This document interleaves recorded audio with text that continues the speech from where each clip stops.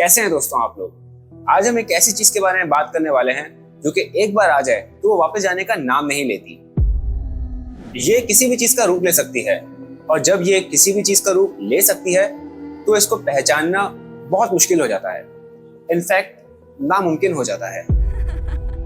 और एक ऐसी चीज जिसको पहचानना ही तकरीबन नामुमकिन है, इसको काबू में करना इससे भी ज्यादा मुश्किल है। इसीलिए बहुत ही कम लोग इस दुनिया में मौजूद हैं जो कि इसको आज तक काबू कर सके हैं। इसको देखकर निकल जाता है अच्छे अच्छों का पानी। इसका नाम है गूंगन मसानी। तो दोस्तों, ये नाम गूंगन मसानी, इसके पीछे भी एक बहुत बड़ा राज है। अगली बार जब भी आप इसका नाम सुनेंगे तो आपको सिर्फ नाम से ही पता चल जाएगा कि ये आने वाली कहानी कितनी ज्यादा खौफनाक है। आपने अमूमन सुना होगा कि पैरानॉर्मल टाइप के जो केसेस होते हैं वो अमूमन रात में होते हैं, लेकिन गूंगन मसाने के लिए चाहे रात हो या दिन हो, बात एक ही है। अपने आसपास ध्यान रखिएगा कि कहीं आपके भी आसपास कोई एंटिटी तो मौजूद नहीं है। इसी के साथ शुरू करते हैं अपनी आज की कहानी। ये कहानी शुरू होती है साल 2017 नोएडा उत्तर प्रदेश से। यहाँ एक फैमिली रहा करती थी जिनकी एक लौती बेटी का नाम था काव्या। वो 9th स्टैंडर्ड की स्टूडेंट थी और उसका एक सपना था कि वो बड़े होकर अपने माँ बाप का सहारा बने और उनको फाइनेंशियली सपोर्ट करें, क्योंकि वो लोग एक मिडिल क्लास फैमिली से बिलोंग करते थे। अब काव्या रोज की तरह अपने स्कूल चली जाती है, लेकिन काव्या को नहीं पता था कि ये कोई आम दिन नहीं है। आज का दिन उसकी जिंदगी का एक ऐसा दिन होने वाला है जो उसको हमेशा याद रहेगा, क्योंकि आज उसके साथ वो होने वाला था जो उसने कभी सोचा भी ना था। स्कूल से काव्या के पेरेंट्स के पास कॉल जाती है। कॉल में बताया जाता है कि आप लोग जल्दी से आ जाइए, काव्या को बहुत तेज बुखार है। अब जैसे ही काव्या के पेरेंट्स स्कूल पहुंचते हैं, वो देखते हैं कि काव्या मुस्कुरा रही है। अब कोई इतने तेज बुखार में मुस्कुरा कैसे सकता है। काव्या के पेरेंट्स उसको स्कूल से फौरन हॉस्पिटल लेके जाते हैं। डॉक्टर्स चेक करने पर बताते हैं कि इसकी हार्ट बीट तो बहुत तेज है, ऐसा लगता है कि इसको हार्ट अटैक आने वाला है। डॉक्टर उसको इंजेक्शन देकर उसको थोड़ा सा बुखार कम तो कर देते हैं और फिर उसको बोलते हैं कि अब आप इसको घर ले जाइए। जैसे तैसे वो लोग घर वापस आ जाते हैं। अब वो काव्या को घर तो ले आते हैं, लेकिन उनको एक बात मुसलसल परेशान कर रही होती है कि पूरे रास्ते काव्या उनसे कोई बातचीत नहीं करती, बस वो स्टिल मुस्कुरा रही होती है। घर पहुंचने के बाद काव्या अजीब अजीब हरकतें करने लग गई, जैसे मुख्तलिफ जुबानों में बात करने लग गई। उसने खाना पीना बातचीत बिल्कुल रोक दिया और एक बार तो हद ही पार कर दी। एक रात काव्या के पेरेंट्स सो रहे थे। उसके पिता के मुंह पर किसी ने अचानक से तकिया रखा और जोर जोर से दबाने लग गया।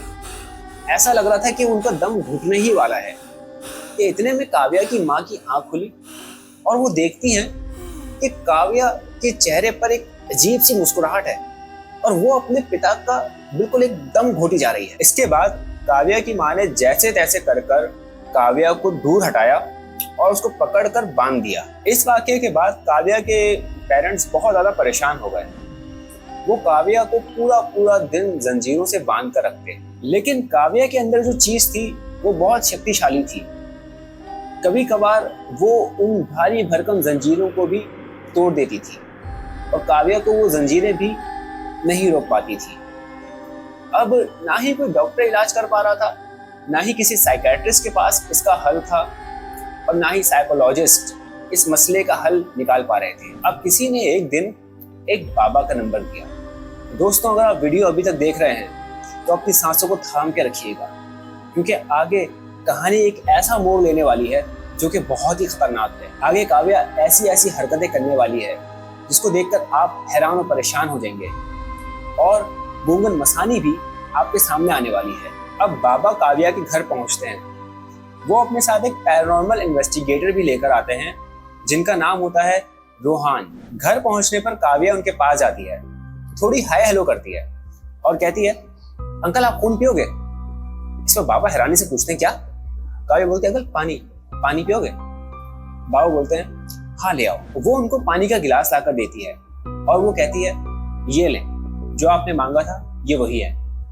गिलास को देखने पर वाकई में उसमें पानी ही होता है। यहाँ बाबा को लगता है कि इस छोटी बच्ची पर किसी ने दाकिनी को भेजा है दाकिनी भी एक तरह की चुड़ैल होती है जो कि खून पीती है और पिलाती है। बाबा रोहान से बोलते हैं कि हमें इस बच्ची पर से अभी के अभी इस दाकिनी को निकालना होगा। बाबा अभी काव्या को बुला ही रहे होते हैं और अपना मंत्र पढ़ना स्टार्ट करते ही हैं। इतने में काव्या बोलती है, नहीं अभी मैं नहीं आ सकती, मैं अभी नमाज पढ़ने जा रही हूँ। अब इस पर बाबा हैरान हो गए कि ये तो दाकिनी है, इसको पूजा करनी चाहिए, ये नमाज कैसे पढ़ सकती है। इसके बाद काव्या अंदर चली जाती है और बाहर सभी लोगों को अरबी में बहुत जोर जोर से कुछ बोलने की आवाजें आना शुरू हो जाती हैं। अब ये सब काफी दिनों तक चलता रहा। वो हर रोज आते और काव्या का एक नया ही रूप देखते।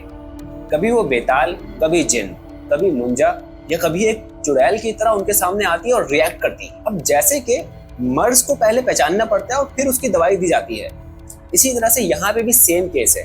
पहले इन एंटिटीज को पहचानना पड़ता है और इसी हिसाब से इनको काबू करने के लिए जो अंतर मंत्र पढ़ा जाता है वो करना पड़ता है। अब आगे वो होने वाला है कि जब मैंने भी ये कहानी सुनी तो मैं लिटरली हैरान हो गया था। अब एक दिन बाबा कहते हैं कि काव्या को हनुमान जी के मंदिर में लेके जाना चाहिए। वहां पे तो बड़ी से बड़ी आत्मा भी भाग जाती है। जैसे ही काव्या को वहां पे ले जाया जाता है और काव्या अपना पहला कदम रखती है, काव्या खुद ब खुद ही हनुमान चालीसा का जाप शुरू कर देती है।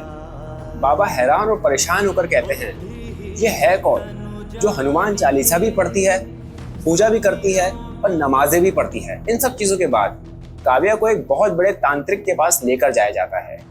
वो कहते हैं कि आपकी बेटी पर ना कोई जिन है ना कोई दाकिनी, ये है उन सब पर भारी गूंगन मसानी। वो तांत्रिक कहते हैं कि इसको भगाने के लिए कोई आम पूजा या क्रिया करना काफी नहीं है। इसको भगाने के लिए जो अमल किया जाएगा उसका नाम है मसानी चौकी। अब मसानी चौकी के चारों कोनों पर अघोरी बैठते हैं। ये इतना खतरनाक अमल है, इतनी खतरनाक क्रिया है कि इसको करते हुए चौकी के अंदर आग भी लग सकती है। इस चौकी को बनाने के लिए बहुत ज्यादा मेहनत करनी पड़ती है। कुछ ऐसे अमल करने पड़ते हैं जो कि हर कोई नहीं कर पाता। पूरे 3 महीने बाद ये मसानी चौकी रेडी हो गई और फाइनली वो दिन आ गया जब इस मसानी चौकी की क्रिया की जानी थी। अब ये क्रिया शुरू होती है और चारों अघोरी अपनी चारों जगहों पर बैठ जाते हैं और अपनी पूरी ताकत के साथ सारे मंत्र पढ़ना शुरू कर देते हैं। इतने में उस चौकी में आग लग जाती है। जैसे ही आग लगती है, काव्या की जबान यहाँ से यहाँ तक बाहर आ जाती है। ऐसा लगता है कि ये कोई छोटी बच्ची नहीं है, एक चुड़ैल बैठी हुई है। लेकिन 3-4 घंटे की सख्त क्रिया के बाद काव्या फाइनली मुक्त हो जाती है। लेकिन अभी भी एक इंसान है जो मौत के घाट उतरना बाकी है। अभी एक बात का पता चलना बाकी है कि ये सब करवाया किसने था, गूंगन मसानी को आखिर भेजा किसने था। लेकिन ये सब जानने से पहले हम उस राज से पर्दा उठाते हैं कि आखिर इसका नाम गूंगन मसानी पड़ा कैसे। जब गूंगन मसानी का बसेरा काव्या पर था तो उन दिनों कभी भी काव्या की ना आवाज बदली ना ही उसके लहजे में कोई चेंजिंग आई। जानते हैं क्यों? क्योंकि गूंगन मसानी बोल नहीं सकती थी। जी हाँ, वो गूंगी होती है, इसीलिए उसका नाम गूंगन मसानी पड़ा। अब आते हैं इस बात पे कि काव्या पर गूंगन मसानी को किसने छोड़ा। काव्या के पिता का एक छोटा भाई भी था, उसकी शादी को बहुत टाइम हो चुका था, लेकिन उसकी कोई औलाद नहीं थी।